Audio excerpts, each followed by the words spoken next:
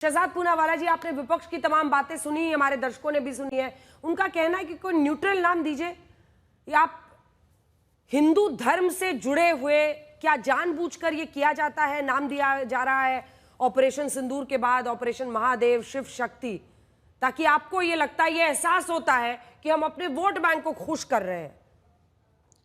अंजना जी, हर हर महादेव कहने की अनुमति है, सावन का महीना भी है। अच्छा, या कोई सेकुलर गुड इवनिंग बोल देता हूँ। देखिए, ऐसा है कि समस्या इनके विकृत सेकुलरिज्म के चश्मे में है। पहलगाम के आतंकियों ने धर्म पूछ पूछ कर मारा, कलमा आता है नहीं आता है ये देख कर मारा, नग्न कर कर मारा, वो तो सेकुलर है, पर ऑपरेशन महादेव ये सांप्रदायिक हो गया। अब हो सकता है कि जिनकी प्रवृत्ति और इनकी मानसिकता हो, वो ऑपरेशन औरंगजेब नाम रखते, और बोलने वाला कौन है? पृथ्वीराज। हो सकता है कल से कांग्रेस इनको अकबर या गौरी बुलाए, क्योंकि सेकुलरिज्म करना है भाई। अगर इतना ही आपको खराब लगता है, न्यूट्रल नाम ही रखना है, तो एंटोनिया को भी सोनिया नहीं बनाते ना, एंटोनिया से ही चलाते काम।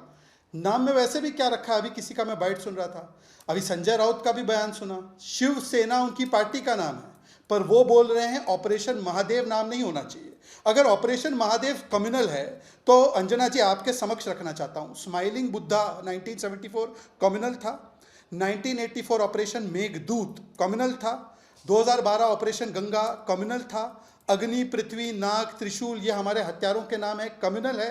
बिहार रेजिमेंट जब चढ़ाई करती है पाकिस्तानियों पर जय बजरंग बली बोलकर, तो क्या ये कम्युनल है? जब राजपुताना राइफल्स के वीर पाकिस्तान को मुंह तोड़ जवाब देते और राजा रामचंद्र की जय बोलते, वो कम्युनल है।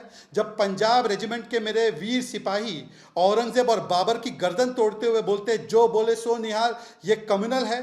तो मैं सिर्फ इतना पूछना चाहता हूं कि जॉर्ज का क्रॉस हमारे नेवी के एनसाइन पर रहे, ये सेकुलर है। छत्रपति शिवाजी महाराज के छाप को लगा दो तो वो कम्युनल हो जाता है। हज सब्सिडी इस देश में सेकुलर है, मुस्लिम आरक्षण इस देश में सेकुलर है, पर ऑपरेशन महादेव जो है वो कम्युनल है। और देखिए, सेना का अपमान करना इनकी पुरानी प्रथा है। ऑपरेशन महादेव हो, ऑपरेशन सर्जिकल स्ट्राइक हो, ऑपरेशन सिंदूर हो। अभी जया बच्चन जी ने भी कहा कि सिंदूर तो उजड़ गया, तो सिंदूर नाम क्यों रखा? वैसे जया बच्चन जी, मैं तो भारतीय मुसलमान हूं, पर मेरी भी माँ ने मुझे समझाया था कि सिंदूर महिला का अलंकार होता है, पर वो जब सिंदूर राष्ट्र समता के साथ जुड़ता है, बारूद बनकर आतंकियों के हाइडआउट को वो ध्वस्त करता है। सिंदूर जब हनुमान जी के ऊपर चढ़ता है तो वो भक्ति की निशानी होती है, और वही जब वो माँ दुर्गा के साथ जुड़ता है तो असुरों का संहार करने वाली शक्ति बनती है। ये मेरी माँ यास्मीन ने मुझे समझाया। पर हो सकता है कि जया, और हो सकता है कि पृथ्वीराज, और हो सकता है कि संजय को यह बात समझ ना आए, तो मैं केवल उनको इतना कहूंगा कि सेना के शौर्य को, चाहे जो भाषा आपको पसंद आए, कम से कम तमाशा मत बोलिए, कम से कम फर्जिकल मत बोलिए, कम से कम सरेंडर मत बोलिए, क्योंकि हमने मुंह तोड़ जवाब दिया। आ रही हूं शहजाद जी, आ रही हूं। आलोक शर्मा जी, अब आप इस बात का जवाब दीजिए। और सेना का तो युद्ध घोष ही हम अपने दर्शकों को पूरी लिस्ट दिखा रहे हैं। राजपुताना राइफल्स, जिनकी भूमिका भी थी इस बार ऑपरेशन सिंदूर में, राजा रामचंद्र की जय, वॉर क्राई है उनका, युद्ध घोष है। गोरखा रेजिमेंट का जय महाकाली जय गोरखाली, बिहार रेजिमेंट का है जय बजरंग बली, ज्वाला माता की जय डोगरा रेजिमेंट का है। कहां कहां तक दूर करेंगे? भगवान राम की तस्वीर तो संविधान पर भी लगी हुई है, तो फिर ये क्यों कहना कि धर्म को अलग रखो? देखिए, मुझे लगता है धर्म को अलग रखने का जो मकसद है, शायद बीजेपी उसको समझ ही नहीं पाई है। हमने कहा कि सेना के अंदर धार्मिक चीजों को इन्वॉल्व मत कीजिए। हमारी सेना के जहां पर भी कैंटोनमेंट होते हैं, वहां मंदिर भी होता है, मस्जिद भी होती है, गुरुद्वारा भी होता है, चर्च भी होती है। उसको केवल हिंदुत्व के नजरिए से मत देखिए। कहने का तात्पर्य ये था, सिंदूर से किसी को आपत्ति नहीं थी, ऑपरेशन सिंदूर रखा किसी ने नहीं कहा, लेकिन जब बीजेपी वाले घर घर सिंदूर बांटने निकल लिए और सिंदूर के माध्यम से वोट मांगने लगे, तब सबको दिक्कत आई थी कि ये पुड़िया जो सिंदूर की बट रही है। और बिहार से तो आप भी आती हैं, बिहार में जो जो हुआ, और बिहार की महिलाओं ने जिस तरह से इनके बीजेपी के तमाम नेताओं को गली मोहल्ले में दौड़ाना शुरू किया, उस पर आपत्ति थी कि आप सिंदूर के नाम पर जिस तरह से वोट मांग रहे हैं, सिंदूर के नाम पर जिस तरह से राजनीति करना चाहते हैं, वो रुकनी चाहिए। उसके लिए आपत्ति थी। अब बहुत अच्छी बात है, इनको हिंदू मुस्लिम तमाम चीजें दिखाई दी। अभी ऑपरेशन हथकड़ी और ऑपरेशन बेड़ियों के बाद ऑपरेशन टैरिफ और ऑपरेशन पेनल्टी भी आ गया है अमेरिका से। ये पूरी तरह से जीता जागता उदाहरण है कि पहले हमारे नागरिकों को हथकड़ी और बेड़ियां लगाकर भेजा और आज टैरिफ और पेनल्टी की भी घोषणा कर दी। वो जो नमस्ते ट्रंप और मेरे माय डियर फ्रेंड डोनाल्ड और पता नहीं कौन कौन सा चल रहा था 2 साल से, और यहां पर भी पूरे उसके लिए हवन किए गए, आरएसएस और तमाम लोग हवन कर रहे थे कि ट्रंप जीत जाए। ये फेल विदेश नीति का एक पूरा जीता जागता उदाहरण है, और किस तरह से उनको तमाम चीजों को डाइवर्ट किया जाए उसका एक अलग से रास्ता निकाल लीजिए कि तमाम चीजों को आप अब प्रश्न चिन्ह के माध्यम से जनता के बीच में रख दीजिए। तमाम घोषणाएं हुई, कल सिक्योरिटी लैप्स कैसे हुआ किसी को नहीं पता। क्या मोदी जी का दौरा जम्मू कश्मीर का रोका गया था, किसी को नहीं पता। झूठ को झूठ कहने का 56 इंच और विश्वगुरु में हिम्मत नहीं है कि अगर ट्रंप झूठ बोल रहे हैं तो एक बार कह देते आप, क्या दिक्कत थी। कल का भी पूरा जो प्रोसेस दिखा वो करेज से ज्यादा कवर अप नजर आया कि किस तरह से कवर अप किया जाए। 100 दिन के बाद संयोग हुआ, प्रयोग हुआ, वो पूरा देश आज गली मोहल्ले में चर्चा कर रहा है कैसे हुआ ये सीज फायर, अचानक कैसे रुक गया। अरे भैया महादेव रखिए, हनुमान रखिए, दुर्गा रखिए, सब कुछ रखिए, लेकिन ये बता दीजिए सीज फायर क्या डीजीएमओ के कहने से रुका? डीजीएमओ को किसने पावर दी? क्या डीजीएमओ को डिफेंस मिनिस्टर ने पावर दी थी? पाकिस्तान के ठिकाने 21 से घटकर 9 क्यों हो गए, इसका उत्तर नहीं है। आप दुर्गा मां पे रखिए, सब पे रखिए आप, लेकिन इसका उत्तर दे दीजिए भाई 21 ठिकानों पे जो अटैक होना था वो 9 कैसे हो गया, उसकी कोई बात नहीं। आपने कहा कि हम डीजीएमओ के कहने पर ऐसा हुआ है। हम पूछ रहे हैं भाई कौन सी शर्तें थी ऐसी जिसके आधार पर आपने कर दिया? आपने कहा कि हमने तो पूरा पहले ही चेता दिया था कि युद्ध हमारा मकसद नहीं, पीओके हमारा मकसद नहीं। अरे भाई तो आपने पहले ही बता दिया था कि हम पूरी तरह से युद्ध लड़ने के पक्ष में नहीं है, हम केवल और केवल दिखावा करेंगे। ये तो तमाम चीजें सामने संसद के माध्यम से आई है। आप कुछ भी रखिए, आपको जो रखना रखिए, हमें केवल ये बता दीजिए अगर आतंकी हमलों के ऊपर पूरे अटैक हो गए थे तो पाकिस्तान जश्न क्यों मना रहा था? अगर आतंकवाद से कमर टूट गई पाकिस्तान की तो यूनाइटेड नेशंस ने आतंकी विरोधी समिति का पाकिस्तान को अध्यक्ष कैसे बना दिया? आपका पूरा देश के साथ पूरा विश्व आपके साथ था अगर, तो आप ये बताइए कि आईएमएफ ने लोन कैसे दे दिया? ठीक है, जवाब दीजिए। टैरिफ सब पे जवाब। डीजीएमओ ने क्या कहा, किसकी वजह से हुआ, किन शर्तों पर हुआ वो कह रहे हैं, और क्या सिर्फ धूल झोंक रहे थे? सब पे जवाब देता हूं, मैंने सब चीज लिखी हुई है। देखिए अभी पहले कहा गया कि नाम लेकर ट्रंप को क्यों नहीं बोला। अंजना जी एक छोटा टेस्ट करते हैं। देश में सबसे भ्रष्ट परिवार, चारा चोर, टोंटी चोर, मैंने तीनों उदाहरण में नाम नहीं लिए, समझ तो गए ना किसके बारे में बात हो रही है। समझदार को इशारा काफ़ी है, और ना समझ जो बनते हैं उनको तो सोने की एक्टिंग करनी है, उनको चाहे जितना जगह वो नहीं जगते। अच्छा, ट्रंप से सीधे मुंह बात करने की बात हो रही है तो मैं बताना चाहता हूं कि 1971 में कैसी बात होती थी। हमने तो उस समय पाकिस्तान के 2 टुकड़े किए थे ना अंजना जी। May I request Your Excellency Nixon to exercise your undoubted influence with government of Pakistan to stop their aggressive activities against India and deal immediately with the genesis of the problem of East Bengal. ये तो irony lady लग रही है, iron lady तो कम ही लग रही है। देखिए नाम किसी का नहीं लिया, पर सब कुछ सब समझ रहे हैं मैं किसके बारे में क्या चर्चा कर रहा हूँ। 93,000 सोल्जर लौटा दिए आपने, 15,000 स्क्वायर किलोमीटर लौटा दी। उसी समय ले लेते ना पीओके, उस समय क्यों रुक गए भाई? उस समय तो पाकिस्तान के 2 टुकड़े कर दी थी ना सैम मैनेकशॉ। पर सैम मैनेकशॉ जी ने ही समझाया है कि जो हमने कमाया था मैदान में वो किसने कैसे शिमला एग्रीमेंट में गवाया और क्या शब्द इस्तेमाल किए, मैं दोहराना नहीं चाहता। अब बोलूंगा तो अब भड़क जाएंगे। इसके बाद आगे चलते हैं। इनका कॉन्ट्रडिक्शन देखिए इनकी पार्टी का। एक बोलते हैं कि युद्ध नहीं किया, गौरव गोगोई उछल उछल के युद्ध नहीं किया, युद्ध नहीं किया। और फिर उसके बाद गौरव गोगोई के सीनियर नेता, क्योंकि वहां पे वही है ना परिवारवाद के दोनों नवाब, तो बड़े नवाब जो है वो बोलते हैं कि एक्ट ऑफ टेरर को एक्ट ऑफ वॉर बोल दिया। हाउ कैन यू से act of terror is act of war? अरे कहना क्या चाहते हैं दोनों नवाब मिलकर, जरा बताइए ना। अच्छा आलोक जी तीसरी बात तो 10 सेकंड। आलोक जी कम से कम आज आप अपने आप को तो एक्सपोज नहीं करते। जिस यूनाइटेड नेशन सिक्योरिटी काउंसिल का पैनल में पाकिस्तान है, उसके लाख गिड़गिड़ाने के बाद टीआरएफ का नाम भी आ गया। वही यूनाइटेड स्टेट्स ने टीआरएफ को बैन किया और लश्कर तैयबा के साथ उसको जोड़कर पाकिस्तान के साथ क्लियरली बता दिया। मतलब पूरी दुनिया में बेनकाब हुआ, पर चिदंबरम बोलते पाकिस्तान ने नहीं किया। 26/11 पे बोलते हैं हिंदुत्व ने किया है, पहलगाम में 24 घंटे में हिंदुओं को दोष दे देते हैं, और आप कहते हैं पाकिस्तान इसलिए नाचता है क्योंकि आप उसके पक्ष में बोलते हैं। और धर्म की बात जहां तक हुई, हमारे देश की राजनीति कभी भी धर्म निरपेक्ष नहीं हो सकती, क्योंकि हमारे सुप्रीम कोर्ट का भी मोटो है यतो धर्मस्ततो जया, धर्म चक्र प्रवर्तन, ये हमारे लोकसभा में है। हम धर्मनिरपेक्ष नहीं, हम प्रवर्तन है। धर्म के नाम पर हमारा देश चलता है, इसीलिए राम राज्य की कल्पना महात्मा गांधी ने की। हम धर्मनिरपेक्ष नहीं, हम पंथ निरपेक्ष देश है। धर्म से अधर्म की ओर चले जाएगा। आलोक जी जवाब दीजिए। और देखिए पृथ्वीराज चव्हाण तक आपके नेता अगर कह रहे हैं कि नाम मुझे लगता है ऑपरेशन महादेव नहीं होना चाहिए था, नहीं आप सवाल सुनिए, ऑपरेशन महादेव नाम नहीं होना चाहिए था, तो कुछ तो सोच होगी ना पार्टी की। या तो संजय राउत गलत कह रहे हैं, संजय सिंह गलत कह रहे हैं, पृथ्वीराज चव्हाण गलत कह रहे हैं, आप तो टीवी पर बैठ के कह रहे हैं कि नहीं नहीं कोई दिक्कत नहीं है नाम से, लेकिन उन्होंने कहा है 1971 में ऑपरेशन ट्राइडेंट किसने नाम दिया था? ट्राइडेंट का मतलब त्रिशूल ही होता है, अंग्रेजी में एक ट्राइडेंट कर देने से कुछ बदल थोड़ी जाता है।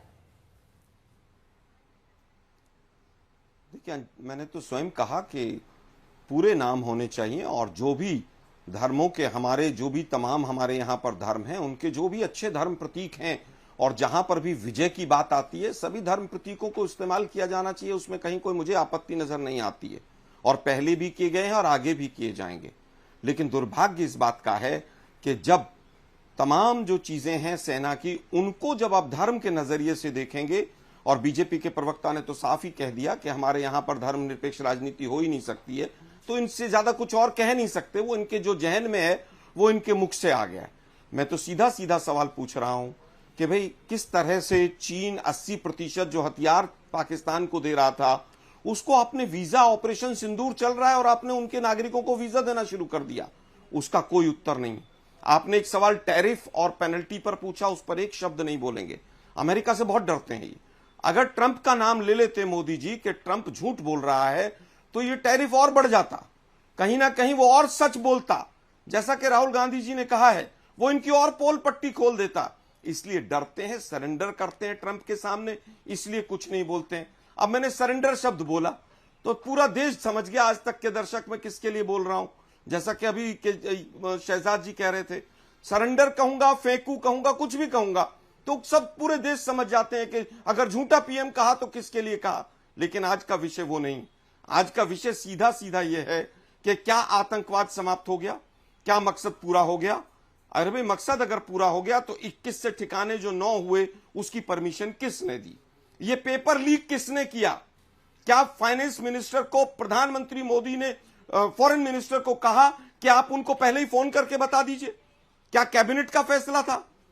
कल रक्षा मंत्री महोदय ने, डिफेंस मिनिस्टर महोदय ने कहा कि हमने उनको बोल दिया था कि वी डोंट वांट एस्केलेशन।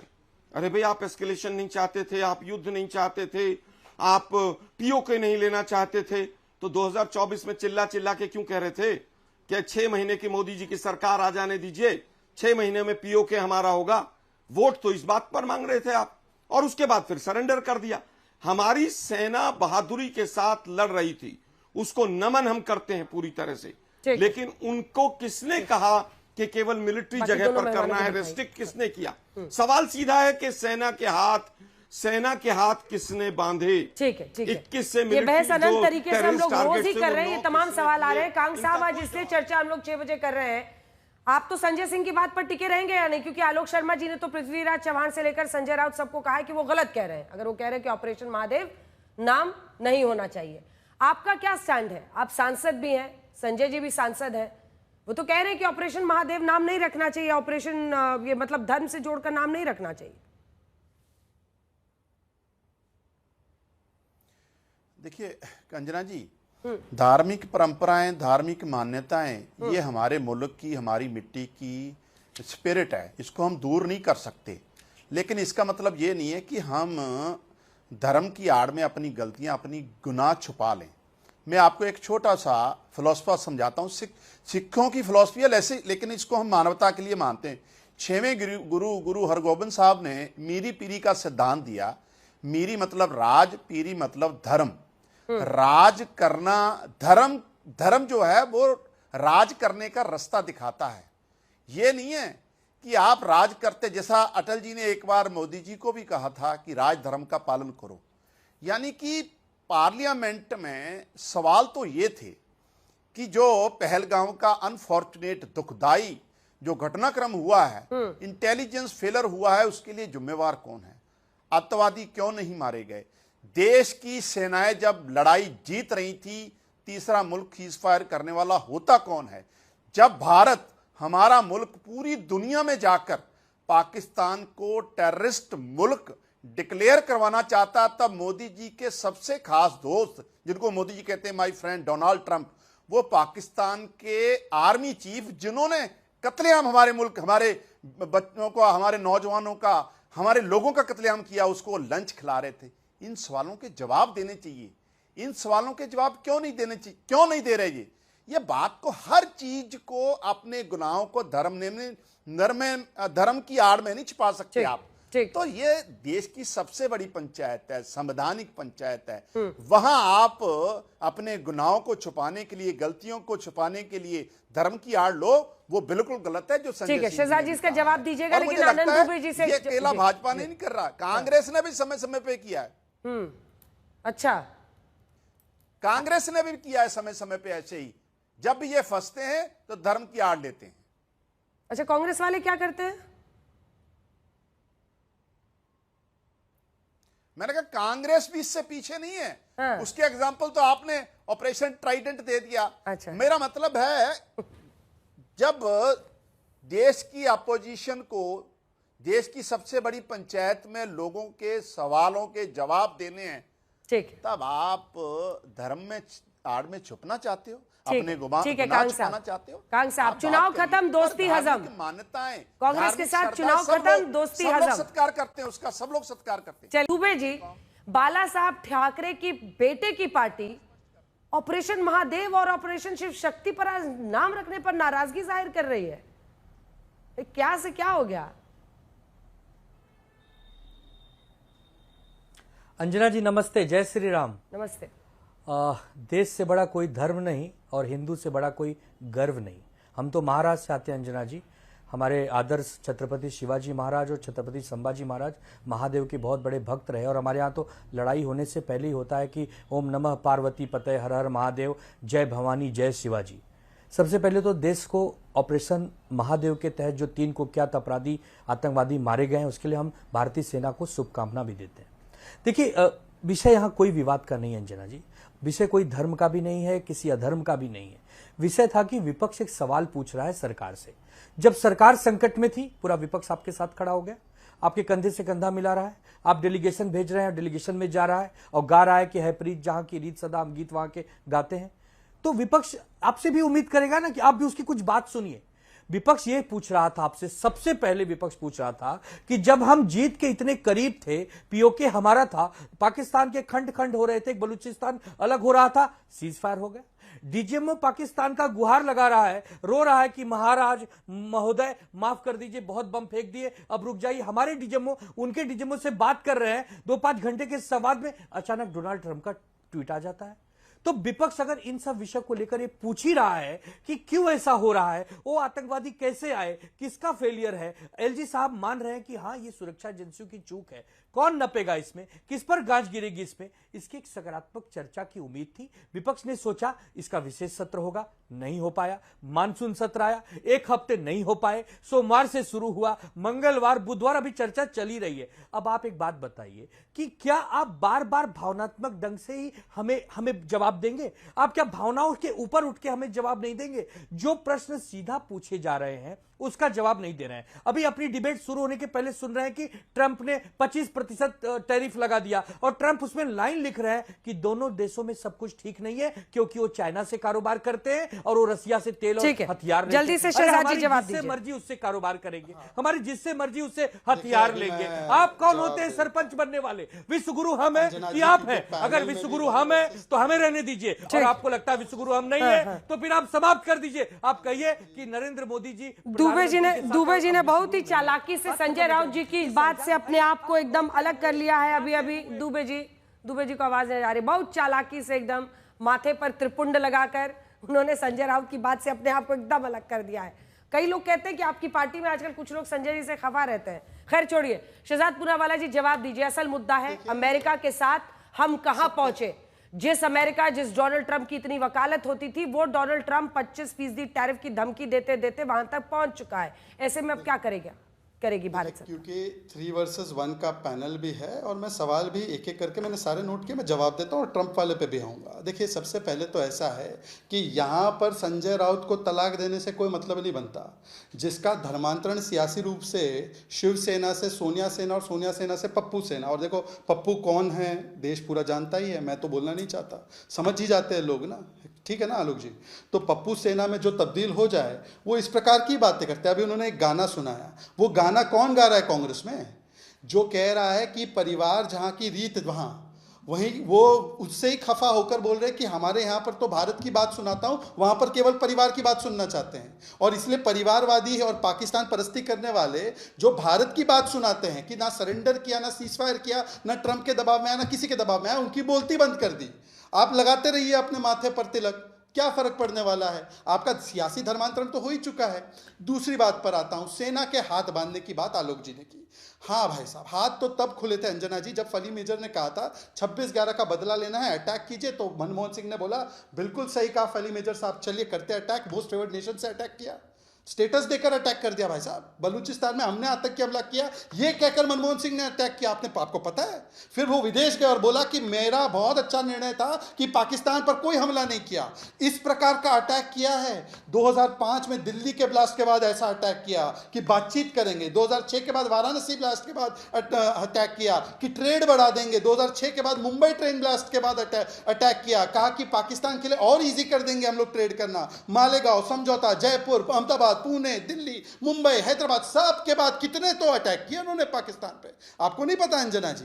इस प्रकार से सेना का हाथ खुला छोड़ा था इन्होंने। और कारगिल विजय दिवस का इतना सम्मान करते थे कि 5 साल मनाया ही नहीं कारगिल विजय दिवस। ये आलोक शर्मा की बात है। पर कम से कम मुझे लगा कि आलोक शर्मा, क्योंकि वो सोनिया जी की तरह उनकी हिंदी की स्थिति नहीं है, तो वो धर्म और पंथ में अंतर जानेंगे। मैंने साफ साफ कहा कि हम पंथ निरपेक्ष देश है, धर्म निरपेक्ष नहीं हो सकते। अन्यथा अगर धर्म निरपेक्ष होते तो बताइए कि क्यों यतो धर्मस्ततो जया, ये क्यों लिखा गया है सुप्रीम कोर्ट के मोटो पर?